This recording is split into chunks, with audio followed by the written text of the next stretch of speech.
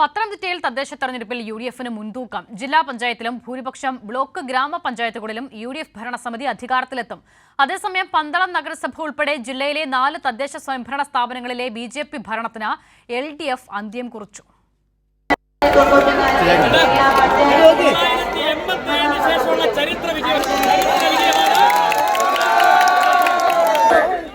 രാഷ്ട്രീയ കേരളം ഉറ്റുനോക്കിയ മത്സരമായിരുന്നു പന്തളം നഗരസഭയിലേത്.